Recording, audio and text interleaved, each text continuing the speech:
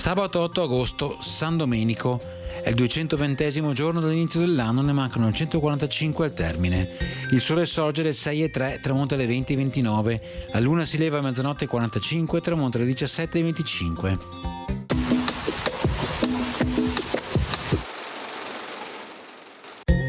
Muore nella sua villa di Incaffi Girolamo Fracastoro, medico e umanista veronese.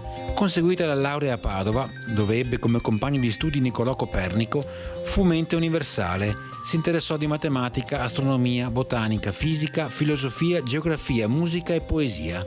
La sua fama era così grande da essere chiamato ovunque per consigli. Il pontefice Paolo III lo nominò medico del Concilio di Trento.